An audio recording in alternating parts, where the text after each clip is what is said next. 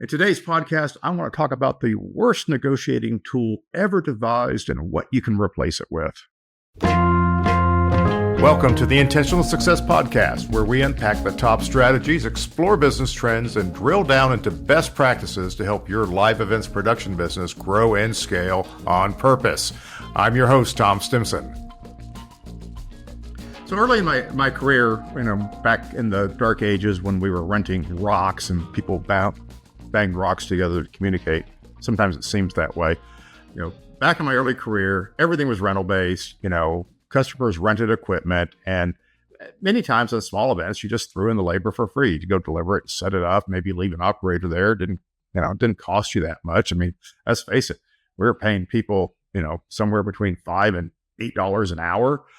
So it wasn't a lot of money, but you could run a slide projector for $20 a day, $60 a week, and in 10 rentals, it had paid for itself. So you're making so much money on AV equipment that labor just wasn't a big deal. But also our shows weren't really shows. They weren't complex at all. It was basically the equivalent of the kid in high school who knew how to run the film strip projector, so they set it up for the teacher, or know how to set up the film projector. So AV has come a long ways, and this well that you could value add your rental by delivering and setting it up is kind of antiquated and quaint, yes, but it's very antiquated. So there was a time in the 90s and in the early 2000s when shows started to become more complex, and AV companies started to do more mainstream shows. Small rental companies that have been renting tripod screens off their loading dock were now going out and setting up sound systems and lights and putting operators on and show callers and cues, and production values increased. This interesting thing happened because customers were so used to buying on rental prices and looking at a rental order and rental plus labor and going, okay, this is what it costs. And back then, the rental side was 80 or even 90% of the order, and you threw a couple of technicians on there and off you go. And customers would look at this and go, oh, wait a minute, why didn't my show go well? Well, we'll do better next time. We're going to send a project manager. Your show's very complex. It's very important to us. So we're going to throw in a project manager. Well, what's that going to cost me? Well, it's not going to cost you anything. They're going to come out. They'll run the crew. They'll probably call the show for you, make sure that the house lights are taken care of, and take care of all of those details. We'll include that for free. That's value add. There was a time when that became a policy for a lot of companies. That was their differentiator. And think about that. Your differentiation is you send a free person to fill in the gaps because the people that you sent were inadequate, or the front work you did on the job was inadequate. I mean, the message that it sent was, oh, on one hand, oh my goodness, we love you so much, we're going to help you. And the other hand says, oh my God, we're so afraid that we're going to screw this up that we're going to send an extra person. But this became the mantra. We always send project managers. We never charge for project management. And many people followed that. And some customers thought this was sacred. Well, so-and-so doesn't charge me for a project manager. Really? I don't know why not. That project manager isn't free. It costs them money. They're charging you for something else instead. Oh, no. They don't charge me any extra for anything. There's a smack your head moment. Nothing is free, right? The fact that you chose not to charge the customer for it doesn't mean it was free. It means that you chose to absorb that cost. In other words, reduce your margin, spread it across everything that you do. I challenged a customer one time who had created so many value add items so that he could compete with the small regional AV companies who were just doing equipment plus labor plus delivery $50 on all of their shows. And he was to try to deliver a higher quality project. And in doing so, he basically matched their prices and then did more. He sent more people. He trucked the gear farther. He put better quality equipment on it, which was unheard of.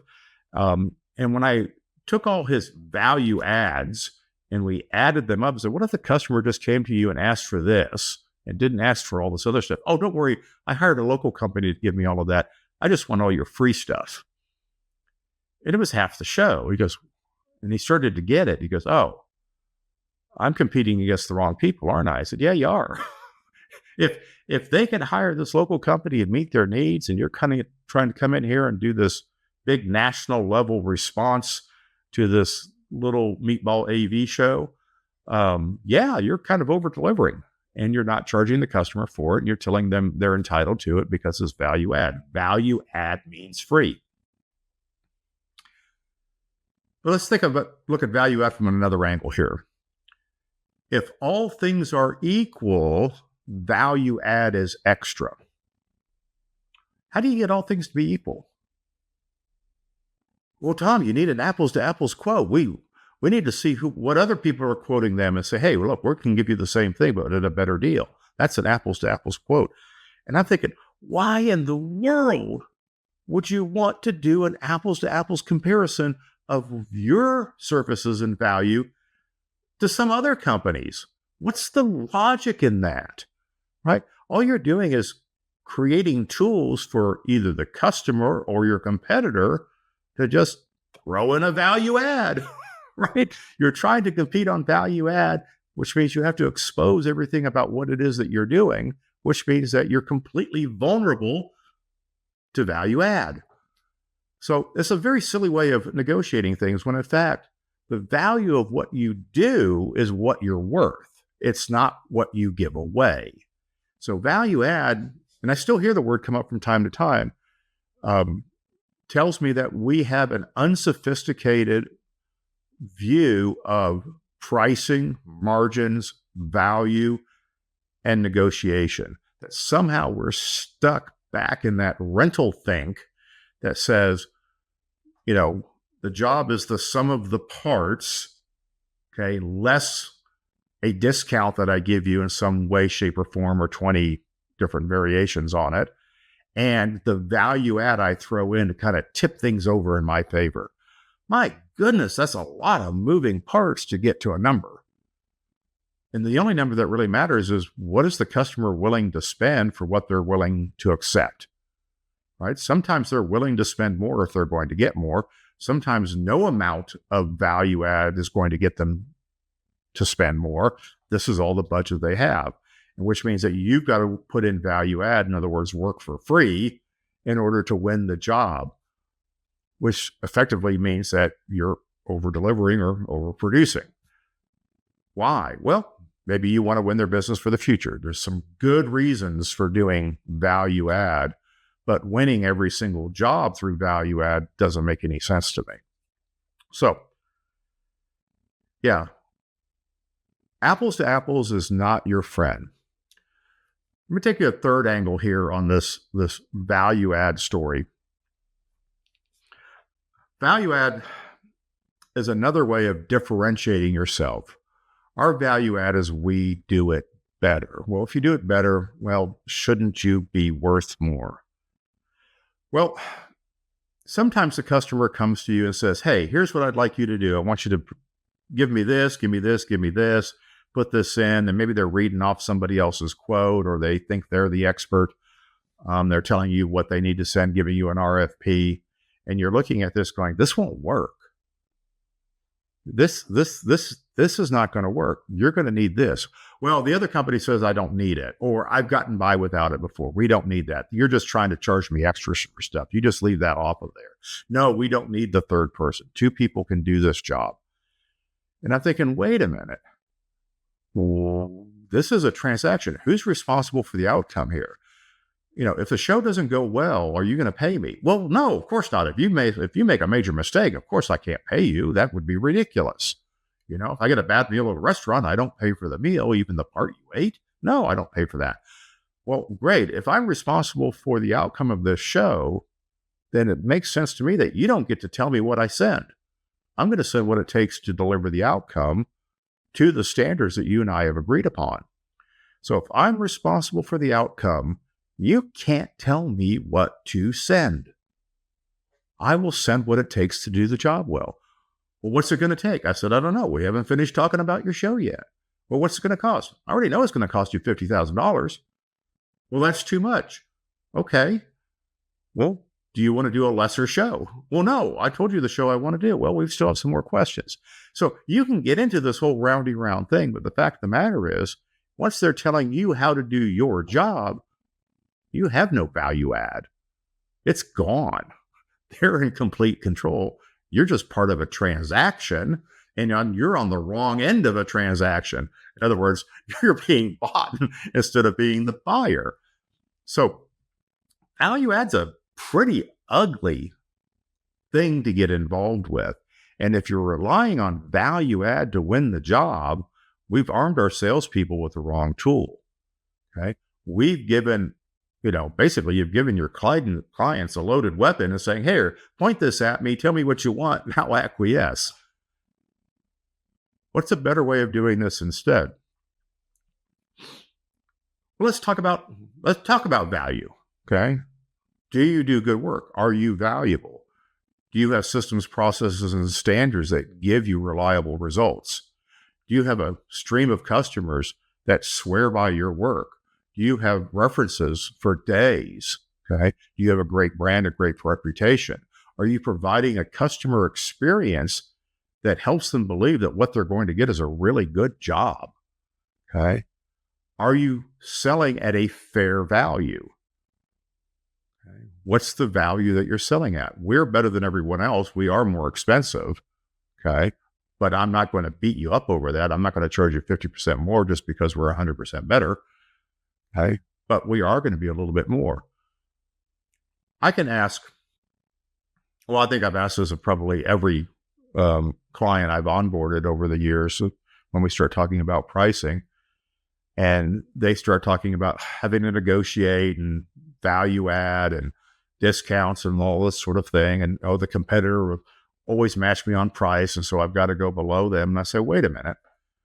Earlier in this conversation, didn't you tell me you were the best provider in your region, in your city, in your town, in your state, in your quadrant?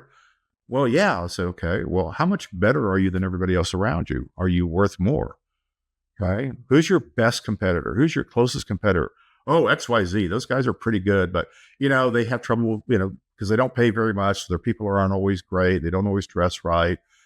Sometimes they make mistakes on site. My freelancers tell me about the things that happen. I said, okay, great. Are you worth 5% more than they are? Oh yeah, at least. We're probably worth 10% more. Great. Do you charge 10% more than them? Well, sometimes we get it. Okay. You are not selling the value of your business. If your job is to win every single job on price, apples to apples is always going to undermine you. Let me come at it from one more direction. Your competitor, the guy you're 10% better than, has done this job for years. It's in September. You're not having a great September. The client comes to you and says, hey, we've got this job coming up in September. Every couple of years, we like to put it out to bid. Would you take a look at it? You're going, oh, okay, yeah, happy to do that. I've always wanted to do this job. Tell me more about it. And you go through the whole things, and you look at your September and say, I know you do this job every single year, and I can't guarantee you that I can do you this price next year, but this year I can do it at a very good price. And the reason is we have availability, and I'd like to do your job. Well, what will it be next year? So would you like to talk about a 3-year agreement? Then I'd be happy to look at, what my new best customer's job will be worth as the first job booked in September of next year and the first job booked in September of the year after that. Of course, I'd be happy to make you a great deal. You have the ability to underprice your competition and deliver high value because you're not selling from rental prices plus labor plus equipment. You're looking at your overall costs. You understand what your value is, but you also understand the margin that you need to make.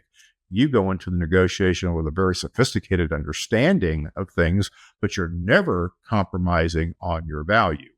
And your value is you will do a good job. I'm not going to do a lesser job because you have less money. I can either choose to charge you less money or I won't do the job. Freelancers are an interesting thing. And why do I bring them up right now? Because I had an off the couch price like most freelancers do. My attitude was I'll do anything you hire me for within reason, as long as you're willing to pay my day rate. And my day rate may have been $500. And it's like, great. Now, were there times I might have worked for $350? Sure, there were. Okay. You call me for, 5 days of easy work, in August when I'm not usually busy. I'm back from vacation. So yeah, I'll do 5 days of easy work for $350. Why wouldn't I? But that's me making a decision about what my value is that day. What's the margin I'm willing to accept? Okay. You get to do the same thing. And we don't have to throw in free stuff. In other words, I don't get to say, hey, I'm going to work for $500 a day. I'm not going to work for the $350 that you're offering, but I work for $500 a day. But here's all the value add I'm going to do for you. So think about this. Value add is just another way of messing up a very silly pricing and margin mechanism that we use, which is rental price, rental day rate, times a duration multiplier, 1 day, 2 day, 2.5 days, 3 day week, whatever it might be, less a discount. Oh, by the way, I'm going to change the price on this item. I'm going to line mute this item. I'm not going to charge you anything for it.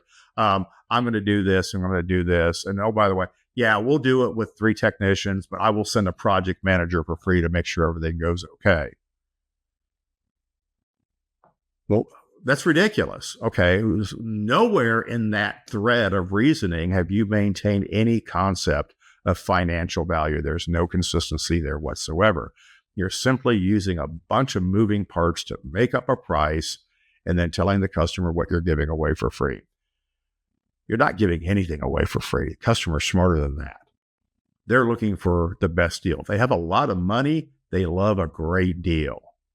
If they don't have a lot of money, they want the best price. They want the most bang for their buck. Okay. Everybody comes at pricing differently from the buyer side.